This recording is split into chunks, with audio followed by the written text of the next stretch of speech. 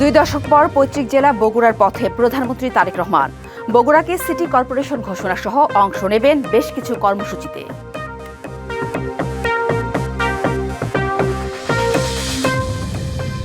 সারা দেশে শুরু হলো হামের বিশেষ টিকাদান কর্মসূচি। নারায়ণগঞ্জের রূপগঞ্জে কর্মসূচির উদ্বোধন করলেন স্বাস্থ্যমন্ত্রী।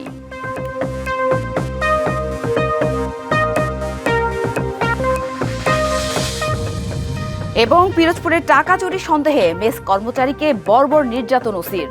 মোমের ছ্যাঁকাসহ দেয়া হয় বৈদ্যুতিক শক। 3 পুলিশ সদস্য প্রত্যাহার। দেখছিলেন মার্কেন্টাইল ব্যাংক ডিবিসি সারা বাংলা শিরোনাম। এবার জানাবো খবরের বিস্তারিত। আর আপনাদের সাথে আছি আমি জান্নাত সাথী। প্রধানমন্ত্রী হওয়ার পর প্রথমবার পৈতৃক জেলা বগুড়া সফরে যাচ্ছেন তারেক রহমান। সকালে গুলশানের বাসভবন থেকে রওনা দেন তিনি। সড়ক পথে যাবেন বগুড়া। সকাল 10:30টায় বগুড়ার সার্কিট হাউসে উপস্থিত হওয়ার কথা রয়েছে। দিনব্যাপী এই সফরে প্রধানমন্ত্রী দেশের 13তম সিটি কর্পোরেশন হিসেবে বগুড়া সিটি কর্পোরেশন এর আনুষ্ঠানিক উদ্বোধন সহ জেলা জুড়ে বিভিন্ন উন্নয়নমূলক ও রাজনৈতিক কর্মসূচিতে অংশ নেবেন। বগুড়া জেলা আইনজীবী সমিতির নতুন ভবনের ফলক উন্মোচন, জজ আদালতের বেল বন্ড উদ্বোধন, বগুড়া পৌরসভাকে নবসৃষ্ট বগুড়া সিটি কর্পোরেশনের ফলক উন্মোচন, দুপুরে বগুড়া শহর থেকে গাবতলী উপজেলার বাগবাড়িতে যাত্রা, বাগবাড়ির জিয়াউর রহমান গ্রাম হাসপাতালে হামের টিকা ক্যাম্পেইন উদ্বোধন করার কথা রয়েছে প্রধানমন্ত্রীর। বিকেলে শহরের ঐতিহাসিক আলতাফুন্নেসা খেলার মাঠে জনসভায় ভাষণ দেবেন তারেক রহমান। দিনভর এইসব কর্মসূচি শেষে প্রধানমন্ত্রী ঢাকার উদ্দেশ্যে রওনা দেবেন। প্রধানমন্ত্রী সফরকে ঘিরে বগুড়া শহর তোরণ, ব্যানার ও ফেস্টুনে সাজানো হয়েছে। আইনশৃঙ্খলা রক্ষাকারী বাহিনীর পক্ষ থেকে নেওয়া হয়েছে নিশ্চিদ্র নিরাপত্তা ব্যবস্থা। প্রধানমন্ত্রী বগুড়া সফর নিয়ে আরও জানাতে সরাসরি যুক্ত হয়েছেন সহকর্মী আনোয়ার হোসেন। কথা বলবো তার সাথে। আনোয়ার, 2 দশক পর পৈতৃক জেলা বগুড়ার পথে প্রধানমন্ত্রী তারেক রহমান। তার এই সফর ঘিরে কতটা উচ্ছ্বসিত বগুড়াবাসী? দিনব্যাপী কি কি কর্মসূচি রয়েছে, নিরাপত্তা ব্যবস্থা সব মিলে জানাবেন।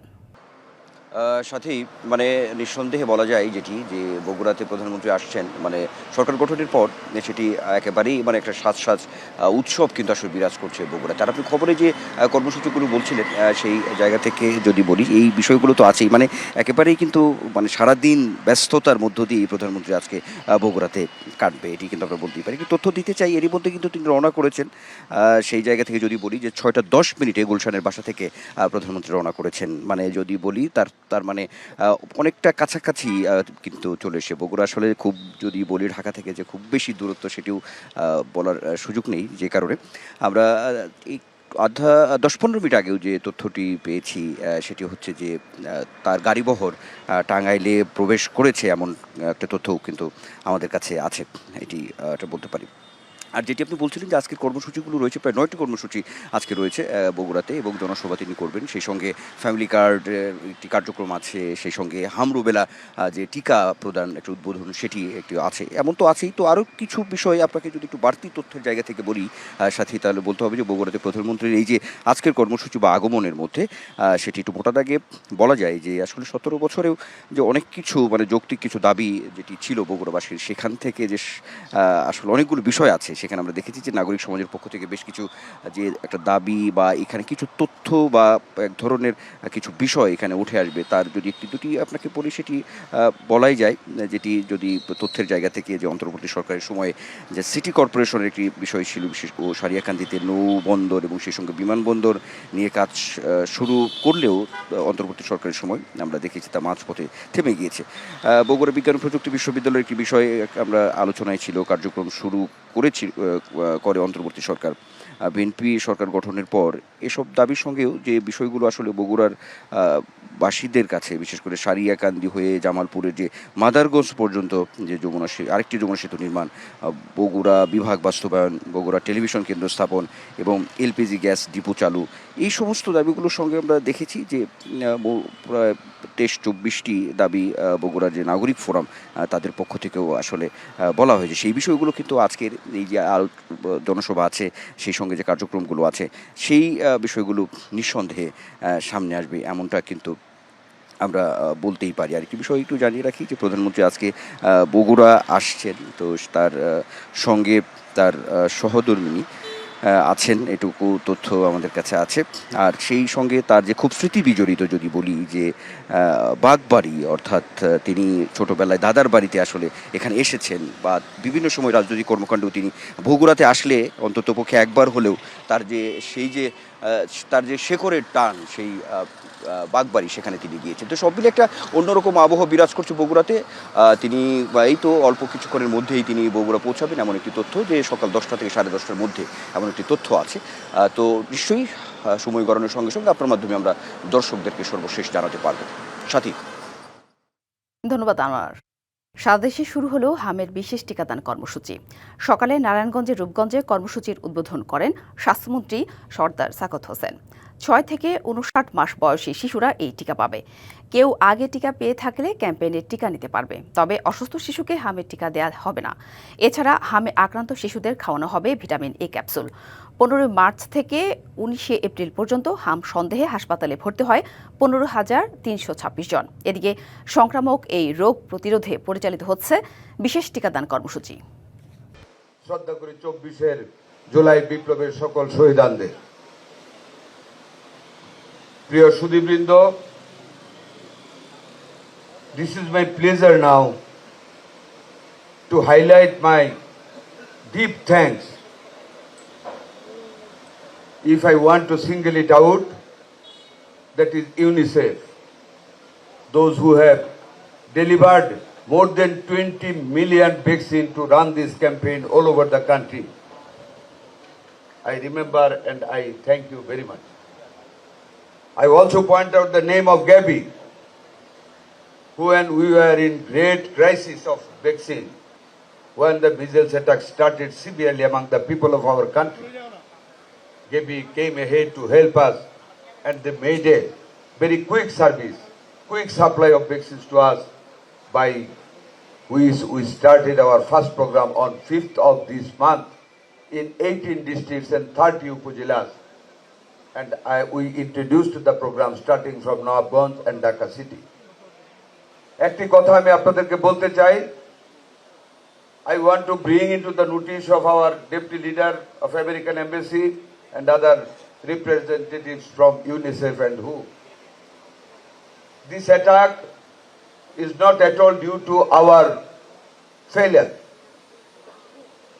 You know, after every 4 years, the government was supposed to hold the campaigning against the measles.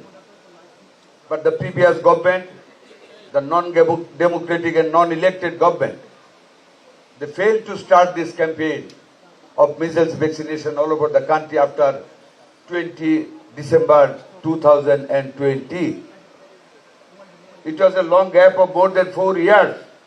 Our children remained unvaccinated, and that's why a big group of children remained unvaccinated, and that's why this attack of measles started from the last month. We are not ready. Our stock was empty. There was no vaccine at our hand. Our field people were not also ready. সনাতন পদ্ধতিতে তেল পরিমাপ ও পরিবহনের কারণে জ্বালানি সেক্টরে চুরি কোনোভাবে বন্ধ হচ্ছে না। চুরি ঠেকাতে বিপিসির উচ্চ পর্যায়ের কমিটির সুপারিশ সহ বিশেষ উদ্যোগ নেওয়া হলেও ভেস্তে যাচ্ছে সব পরিকল্পনা। অটোমেশন বা আধুনিক প্রযুক্তি ব্যবহার না করলে রাষ্ট্রায়ত্ত তেল বিপণন কোম্পানিগুলোর ডিপো থেকে তেল চুরি ও অনিয়ম কখনো বন্ধ হবে না জানান জ্বালানি বিশেষজ্ঞরা।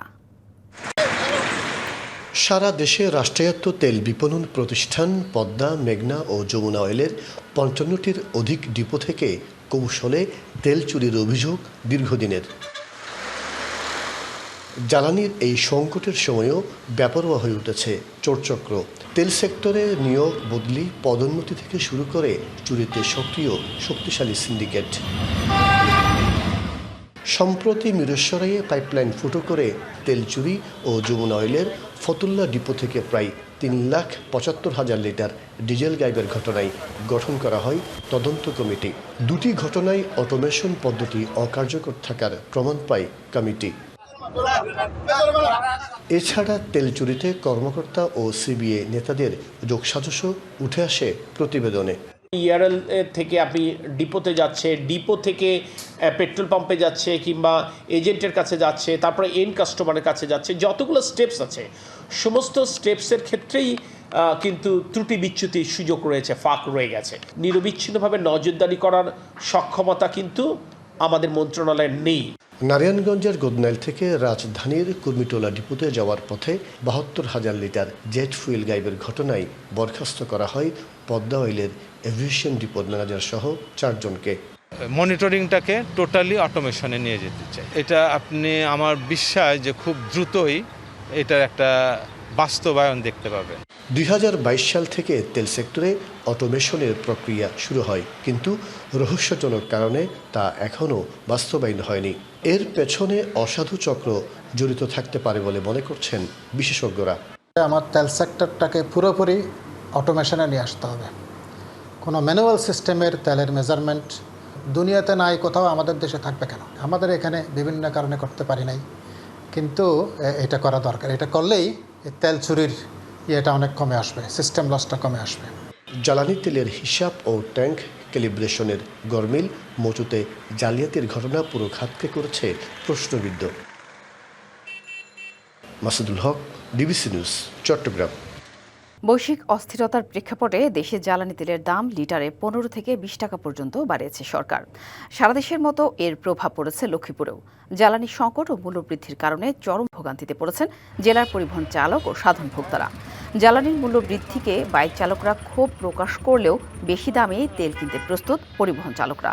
তবে নিয়মিত জ্বালানি পাওয়া নিশ্চিতের দাবি তাদের। অন্যদিকে ফিলিং স্টেশন মালিকরা জানান, ডিপো থেকে সীমিত পরিমাণ জ্বালানি সরবরাহ করা হয়েছে। তাদের দাবি, চাহিদার তুলনায় সরবরাহ অত্যন্ত কম হওয়ায় এই সংকট তৈরি হয়েছে। চট্টগ্রামের বিভিন্ন পেট্রোল পাম্পে জ্বালানি তেল নিতে এখনও রয়েছে দীর্ঘ লাইন। অনেকেই রাত থেকে অবস্থান নিয়েছেন তেল সংগ্রহের আশায়। এনে সর্বশেষ পরিস্থিতি জানাতে আমাদের সাথে নগরীর চকবাজার এলাকার পেট্রোল পাম্প থেকে যুক্ত হয়েছেন সহকর্মী শহীদুল ইসলাম। শহীদ, তেল বৃদ্ধির পরও গতকাল থেকে আমরা বিভিন্ন জেলা চিত্র দেখছিলাম যে লাইন অনেকটা আগের মতো, দীর্ঘ লাইন, ভোগান্তি নিয়ে কেউ কেউ দিন পার করে ফেলছে। তো আজকের চিত্রটা যদি জানাতেন যে তেলের দাম বৃদ্ধির পর পেট্রোল পাম্পের চিত্র, এছাড়া যারা এসেছেন তেল নিতে গ্রাহকরা কি বলছেন? সরকার জ্বালানি তেলের দাম বৃদ্ধির পরেও আসলে চট্টগ্রামের যে ভোগান্তি, সেই ভোগান্তি এখনও কমেনি। এখন আমরা এই মুহূর্তে আছি চট্টগ্রাম নগরীর চকবাজার কিউসি পেট্রোল পাম্পে। আপনি দেখতে পাচ্ছেন এখানে আসলে যানবাহনের দীর্ঘ সারি, এখানে মোটরসাইকেল যেমন রয়েছে ঠিক তেমনি আসলে এখানকার যে প্রাইভেট কার রয়েছে সেগুলো আসলে যানবাহনের এখানে দীর্ঘ সারি দেখাই যাচ্ছে। এটা এই গনি বেকারির এই মোড় থেকে শুরু করে নগরীর জামাল খান প্রায় 1.5 থেকে 2 কিলোমিটার পর্যন্ত আসলে এখানে জ্যাম লেগেই আছে। এখন আমি একটু কথা বলতে চাই, এখানে যে সামনে যে গাড়িটা আছে সেই গাড়িটা আসলে গত রাত 11টা থেকে এখানে অপেক্ষা করছেন। আমি একটু কথা বলার চেষ্টা করব এই গাড়ির যে ড্রাইভার রয়েছে সেই ড্রাইভারের সঙ্গে। তিনি গত রাত 11টা থেকে আসলে এখানকার তেল নেওয়ার জন্য অপেক্ষা করছেন। একটু বলবেন, আপনি গত রাত থেকে তো তেল নেওয়ার জন্য অপেক্ষা করছেন, এটা এই ভোগান্তি আসলে কেমন? ভোগান্তি তো এটা কিছু করার নাই। আমি কালকে 9টা বাজে আসছি, এসে দেখতেছি পাম্পের তেল দিচ্ছে, লাইন দিছিলাম, লাইন দিতে দিতে আস্তে আস্তে গেট পর্যন্ত আসছি, গেট বন্ধ হয়ে গেছে। একটা গন্ডগোল ছিল, সামান্য একটু গন্ডগোল হয়েছিল, গন্ডগোলের জন্য আমি নিতে পারি নাই। আর 5 মিনিট পাইলে কিন্তু আমি ঢুকতে পারতাম, তেলটা নিতে পারতাম। না নেওয়াতে আর যাই নাই, ফার্স্ট সিরিয়াল দিয়ে বসে রয়েছি সকালের জন্য নেওয়ার জন্য। এই যে ধরেন সরকার তেলের দাম বাড়িয়েছে, সরকার ভাবছিল বা জনগণ অনেকেই ভাবছিল যে তেলের দাম বাড়ানোর পরে হয়তো বা ভোগান্তি কমে আসবে। এখন কি এ ব্যাপারে কি? এটা তো কোনো সরকারের কোনো ইয়ে না, তেল এটা তো আমাদের বাইরের জিনিস। হ্যাঁ, সরকার তো অনেক দিন ধরে দেখছে এটা না বাড়ার জন্য, শেষ পর্যায়ে বাড়াইছে। এটা তো সরকারের কোনো ব্যর্থতা মনে করা যায় না। ঠিক আছে, ধন্যবাদ আপনাকে। শুনছিলেন আসলে তার কথা, তিনি আসলে সরকারের ব্যর্থতা তিনি এখানে দেখছেন না, এবং যে ভোগান্তি সেই ভোগান্তি আসলে এখনও চট্টগ্রামে চলমান রয়েছে। তবে নগরীর বেশ কয়েকটি পেট্রোল পাম্প কিন্তু সকাল থেকে বন্ধ রয়েছে। আমরা আগেও দেখেছি এই পেট্রোল পাম্পগুলো বন্ধ ছিল, এবং আমরা তাদের পাম্প কর্তৃপক্ষের সঙ্গে কথা বলছিলাম। তারা বলছেন যে ডিপো থেকে তারা অধিকাংশ পেট্রোল পাম্প আসলে তাদের যে চাহিদা সেই চাহিদা অনুসারে তারা আসলে পেট্রোল পাম্প থেকে তেল পাচ্ছেন না। তো সেই হিসেবে তারা অনেকগুলো পেট্রোল পাম্প বন্ধ রেখেছে, এবং যে পেট্রোল পাম্পগুলোতে তেল দেওয়া হচ্ছে সেগুলো আসলে 10টার পরেই আসলে তেল দিবে সেই হিসেবে তারা এখানে সবাই গ্রাহকরা এখানে অপেক্ষা করছেন। সব মিলিয়ে বলা যায় যে চট্টগ্রামের যে তেলের যে ভোগান্তি সেই ভোগান্তি এখনও আছে, এবং কিছু ক্ষেত্রে সেটা আরও বেড়েছে। ফলের যে সড়কে যে যানবাহনের চাপ সেই সব সামলাতেও আসলে হিমশিম খাচ্ছেন এখানকার পাম্প কর্তৃপক্ষ। এই ছিল আমার কাছে সবশেষ। ধন্যবাদ শহীদ। কাল থেকে সারা দেশে শুরু হচ্ছে 2026 সালের এসএসসি ও সমমানের পরীক্ষা। পরীক্ষার শেষ মুহূর্তের প্রস্তুতিতে বাধা হয়ে দাঁড়িয়েছে ভয়াবহ লোডশেডিং। এ নিয়ে উদ্বিগ্ন লালমনিরহাটের অভিভাবক ও শিক্ষকরা। জেলার 5 উপজেলার গ্রামীণ এলাকাগুলোতে দিনে 8 থেকে 10 ঘন্টা বিদ্যুৎ না থাকায় সন্ধ্যার পর বিপাকে পড়ে প্রায় 20,000-এরও বেশি পরীক্ষার্থী। তবে পরীক্ষা চলাকালীন কেন্দ্রগুলোতে নিরবচ্ছিন্ন বিদ্যুৎ রাখার চেষ্টা চলছে বলে আশ্বাস দিয়েছে প্রশাসন ও শিক্ষা অফিস। প্রত্যেকদিন সন্ধ্যার সময় লোডশেডিং হচ্ছে, যার কারণে স্টুডেন্টরা পড়তে বসতে পারতেছে না। বিদ্যুৎ না থাকার কারণে আমাদের পড়াশোনা অনেক কষ্ট হচ্ছে। কারেন্ট ঠিকমতো থাকতেও তাহলে আমরা ঠিকমতো পড়া পড়তে পারতাম। বারবার কারেন্ট যাচ্ছে আসতেছে, বাচ্চাদের পড়াশোনার বিঘ্ন করতেছে। 1 ঘন্টা পর পর প্রতিদিন বিদ্যুৎ বিভ্রাট সৃষ্টি হয়ে যায়। আমার ছেলে লেখাপড়ায় খুবই সমস্যার সম্মুখীন হচ্ছে। টাকা হারিয়েছে পুলিশ কর্মকর্তার কক্ষ থেকে। সেই টাকা উদ্ধার হয়েছে আরেক পুলিশ সদস্যের আলমারি থেকে। তবে মাঝে কেবল সন্দেহের বশেই নির্মম নির্যাতনের শিকার মেসের কর্মচারী। শরীরে মোমের ছ্যাঁকা দিয়েই কেবল ক্ষান্ত হয়নি, দেয়া হয় বৈদ্যুতিক শক। পিরোজপুর ডিবি অফিসে ঘটেছে লোমহর্ষক এই ঘটনা। তবে এই গুরুতর অপরাধের জন্য সাজা মিলেছে কেবল 3 পুলিশ সদস্যকে প্রত্যাহার। সারা শরীরে মোমের ছ্যাঁকার ক্ষত, বৈদ্যুতিক শকের কারণে শরীরের একটি অংশ অবশ হওয়ায় কষ্ট হয় বিছানা থেকে উঠতেও। পিরোজপুরের ইউনুস ফকির গত 8 বছর ধরে পুলিশ অফিসার্স মেসের অস্থায়ী কেয়ারটেকার হিসেবে কাজ করছেন। গত 13 এপ্রিল ডিবির ভারপ্রাপ্ত কর্মকর্তা আরিফুল ইসলামের কক্ষ থেকে 1,80,000 টাকা চুরি হওয়ার সন্দেহে তুলে নিয়ে পাশবিক কায়দায় নির্যাতন করা হয় ইউনুসকে। পরিবার সুদে টাকা নিয়ে পরিশোধ করলে থামে নির্যাতন। কিন্তু যে টাকার জন্য ইউনুসের উপর নরক নেমে এসেছিল, সেই টাকা পরে উদ্ধার করা হয় অন্য একজনের কাছ থেকে। মাঝে বিনা অপরাধে কেবল সন্দেহের বশে একজন মানুষকে বিকলাঙ্গ করে দেওয়ার চেষ্টা। ইলেকট্রিক শর্ট দিয়েছে, লাঠিচার্জ করছে পায়ে, প্রথম পাথায়, এরপরে আঁটুতে, এই কেনুর গিরায়, এরপরে দুজনে পা ভরাই দিয়েছে আর একজন একটা মোম জ্বালাই দিয়েছে। ওই লোক আবার আমার বুকের উপর হ্যান্ডকাপ দিয়ে হাত থাকতো, তো এইখানে পাড়াই দিয়েছে হাত। এখন ডাক্তার যা ভয় দিতে আছে, তো মনে করছি জীবন মনে হয় শেষ। বিষয়টি জানাজানি হলে তোলপাড় সৃষ্টি হয় পুলিশ বিভাগে। তড়িঘড়ি করে আরিফুল ইসলাম ও 2 কনস্টেবলকে প্রত্যাহার করা হয়। গঠন করা হয় তদন্ত কমিটি। মারধরের বিষয়টি ডিবিসি নিউজের কাছে স্বীকার করেন অভিযুক্ত পুলিশ কর্মকর্তা আরিফুল ইসলাম।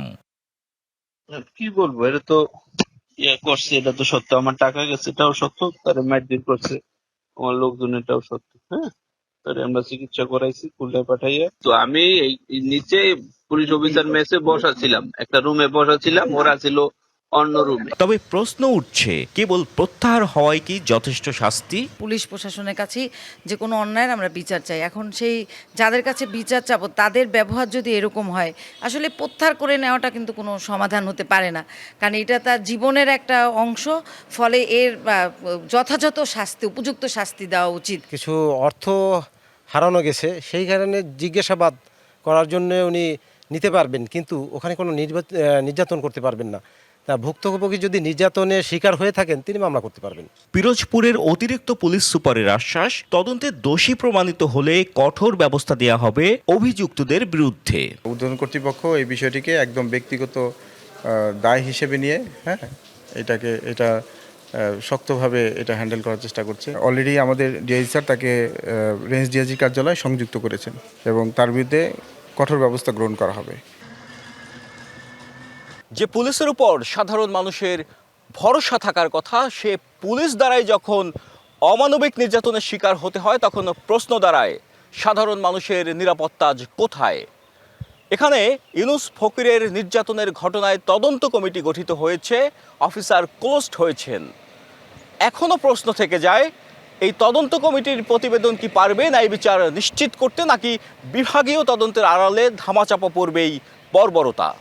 Ziyad Mahmud, DBC news, Pirojpur. শরীয়তপুরের ভেদরগঞ্জে ধর্ষণ চেষ্টা মামলার আসামি গ্রেপ্তার হলেও কাটেনি শঙ্কা।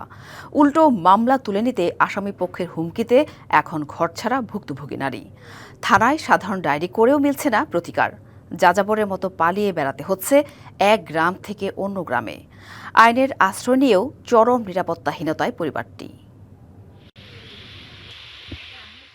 নিজের বসতভিটা, যেখানে থাকার কথা ছিল সবচেয়ে নিরাপদ, এখন সেখান থেকেই পলাতক। শরীয়তপুরের ভেদরগঞ্জের এই নারীর অপরাধ, তিনি শ্লীলতাহানির বিচার চেয়েছেন। আমি বাড়ির থেকে পলায় গেছি। স্থানীয় আসলাম হাওলাদার, মিজানুর ও রশিদ ব্যাপারীর বিরুদ্ধে ধর্ষণ চেষ্টা মামলার পর থেকেই বদলে গেছে তার জীবনের ছন্দ। কোর্টে মামলা করার পরে আসলামরে দৌড়ে লিয়ে গেছে। দৌড়ে নেওয়ার পরে আমার সাথে অনেক অত্যাচার শুরু করছে। দলবল নিয়ে আইলা আমার মাইরা লেবো, দৌড়া লেবো, আমার স্বামীরে মাইরা লেবো, কাটটা লেবো। বাড়ির পাশে কাজ করতে গিয়ে শ্লীলতাহানির শিকার হওয়ার পর এলাকাবাসীর সহায়তায় রক্ষা পান তিনি। এরপর করেন মামলা। পুলিশ আসামি আসলামকে গ্রেপ্তারের পর আসামি পক্ষের হুমকিতে নিজ ভিটা ছাড়তে বাধ্য হন ভুক্তভোগী। আমরা চিল্লাচিল্লার আওয়াজ শুনে বাগানে গেছি, যা দেখি যে আসামি 3 জন পালায় গেছে। তারে হাসপাতাল ভর্তি করার পরে হেরা আয়া বাড়িকে হুমকি দিছে। ধরে নিয়ে যাওয়ার পরে ওদিন রাত্রি থেকে শুরু এই পর্যন্ত অনেক অন্যায় অত্যাচার জুলুম চলতেছে, এবং কি আমার অনেক হুমকি দিতেছে, আমার মাইরা ফেলাইবো, আমার বাগ করে লাইবো, আমার বাড়িঘর জ্বালায় পোড়াই দিব, আমার এই দেশে রাখবো না। এ বিষয়ে কথা বলতে রাজি হয়নি আসামি পক্ষের পরিবার। নিরাপত্তা চেয়ে থানায় সাধারণ ডায়েরিও করেছেন ভুক্তভোগী, কিন্তু এরপর হুমকির মাত্রা আরো বেড়েছে। এই মামলার আলোচিত একজন আসামি আসলাম হাওলাদার ইতিমধ্যেই গ্রেপ্তার হয়েছে। এই গ্রেপ্তার হওয়াটা এটা আইনের একটি অগ্রগতি, কিন্তু এই গ্রেপ্তার হওয়াকে কেন্দ্র করে এই আসামিদের লোকজন এবং তাদের এই ভিকটিম এবং তার পরিবারকে বিভিন্নভাবে হুমকি ও ভয়ভীতি প্রদর্শন করে আসছে। আসামি গ্রেপ্তার হওয়ার পরবর্তী থেকে শুরু করে এই বাদীকে নানাভাবে হুমকির সম্মুখীন হচ্ছেন বাদী এবং তার পরিবার। তারা বাড়িতে অবস্থান করতে পারতেছেন না এবং তারা তাদের জীবন সংকটাপন্ন। ভুক্তভোগী নারীর পাশে থেকে আইনি সহায়তা দেওয়ার কথা জানালেন এই আইনজীবী। অন্যান্য আসামিরা নার্গিস আক্তারকে জীবননাশের হুমকি দিচ্ছেন, মামলা নাটক থেকে মেরে ফেলবেন। সে আসামি যত বড় গডফাদারই হোক, তাকে আইনের আওতায় এনে সাজা নিশ্চিত করব। বাদীর নিরাপত্তা নিশ্চিতে কাজ করার কথা জানিয়েছে police. DBC news desk. Bank থেকে ঋণ না নিয়েও এখন খেলাপি। আসল আর সুদ মিলিয়ে লাখ টাকা পরিশোধের নোটিশের সাথে মিলেছে মামলার হুমকি। এমন অভিযোগ তুলেছেন জয়পুরহাটের 87 কৃষক। বলছেন, কালাই উপজেলা শাখার অগ্রণী ব্যাংকের জালিয়াতির ভার এখন বহন করতে হচ্ছে সাধারণ কৃষককে। বিষয়টি তদন্ত করে আইনগত ব্যবস্থা নেওয়ার আশ্বাস ব্যাংক কর্তৃপক্ষের। এভাবে আক্ষেপের কথা জানাচ্ছিলেন কালাই উপজেলা শাখার অগ্রণী ব্যাংক থেকে লাখ টাকা পরিশোধের নোটিশ পাওয়া এই কৃষক। শুধু তিনি নন, এই নোটিশ পেয়েছেন আরও 86 জন কৃষক। প্রত্যেকের নামে 50,000 টাকার কৃষি ঋণ দেখানো হয়, সুদে আসলে যা এখন বেড়ে 1 লাখ। এমনকি 20 বছর আগে মৃত এক ব্যক্তির পরিবারের কাছেও পাঠানো হয়েছে নোটিশ। 30 দিনের মধ্যে এই টাকা পরিশোধের আলটিমেটাম দেওয়া হয়েছে। ব্যর্থ হলে হুমকি দেওয়া হয়েছে মামলার।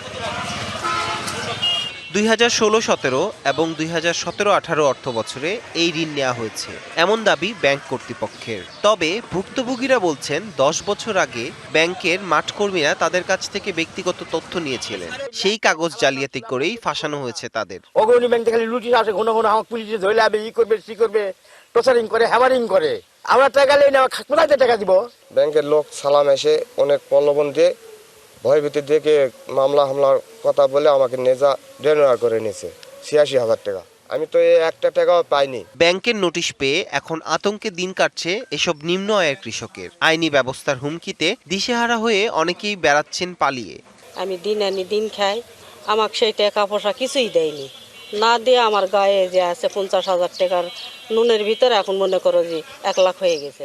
নুন নিলাম না, হঠাৎ দেখি আমার নামে 1 লাখ টাকার লুটিশ আসলো। এই টাকাটা আমি কোথায় থেকে দেবো? আমি ভ্যান চালে খাই। ঢালাও অভিযোগ তোলার ব্যাপারে তদন্ত চলছে জানিয়েছে ব্যাংক কর্তৃপক্ষ।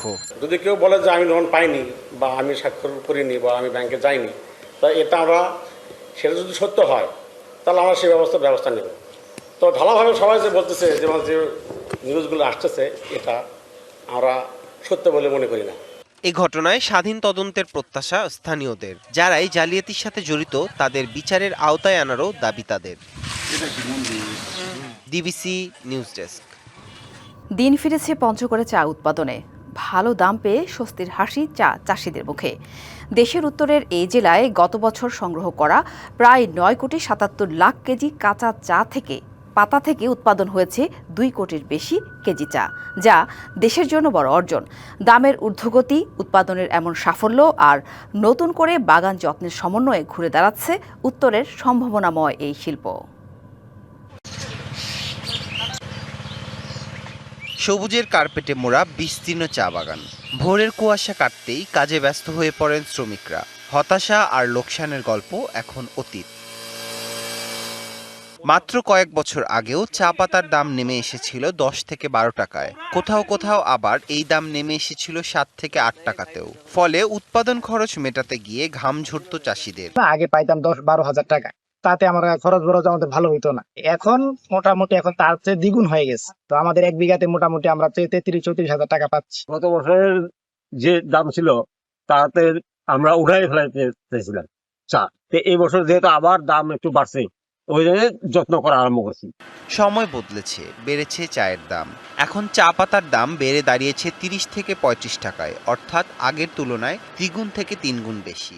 2025 অর্থ বছরে চায়ের উৎপাদনে কিছু প্রবলেম থাকা সত্ত্বেও আমরা লক্ষ্যমাত্রা অর্জন করতে পেরেছি। বর্তমান যে রেটটা আছে, এই রেটে যদি মোটামুটি আমাদের থাকে, এই রেটে যদি শুরু থেকে শেষ পর্যন্ত থাকে, তাহলে আমাদের লাভ থাকবে। যে হারে উৎপাদন খরচ সেই অনুযায়ী চা পাতার দাম বৃদ্ধি প্রয়োজন। আশা করি যে বর্তমান সরকার পঞ্চগড়ে চা শিল্পে রক্ষায় সঠিক পদক্ষেপ নেবেন। জেলার 31টি চা কারখানায় একযোগে চলছে উৎপাদন কার্যক্রম। কাঁচা পাতা সংগ্রহের পর প্রক্রিয়াজাত হয়ে বাজারজাত হচ্ছে চা। সংশ্লিষ্টরা বলছেন মান ভালো থাকায় বাজারেও মিলছে ভালো দাম। 2025 সালটা ছিল পঞ্চগড় তথা উত্তরবঙ্গের জন্য একটা যুগান্তকারী বছর। যে বছরে কৃষকরা সর্বোচ্চ পরিমাণ দাম পেয়েছেন তাদের পাতার খাদ্য বিশেষে। সিলেটের থেকে বেশিও দামে কিন্তু আমাদের উত্তরবঙ্গে চা বিক্রি হয়েছে। 2024 সালের তুলনায় 2025 সালে 58 লক্ষ কেজি চা বেশি উৎপাদিত হয়েছে। কেজি প্রতি দাম যদি গত বছরের মতো থাকে বা তার চেয়ে ভালো থাকে, 2025 সালের উৎপাদনকেও 2026 সাল অতিক্রম করবে। একসময় যে চা শিল্প লোকসানের ভারে নুয়ে পড়েছিল, সেখানে ফিরেছে প্রাণ চাঞ্চল্য। 2 গুণ 3 গুণ দামে পাতা বিক্রি করতে পেরে চাষিদের মুখে ফুটছে হাসি। যত্নে পরিচর্যায় সবুজ হয়ে উঠছে বাগান, ব্যস্ত হয়ে উঠছে কারখানা। DBC news desk. ডিবিসি সারা বাংলায় এই ছিল এখনকার মতো। ডিবিসি নিউজের সংবাদগুলো পড়তে ভিজিট করুন dbcnews.tv আর ভিজিট করুন ডিবিসির ফেসবুক পেজ এবং ইউটিউব চ্যানেল। ডিবিসির সঙ্গেই থাকুন।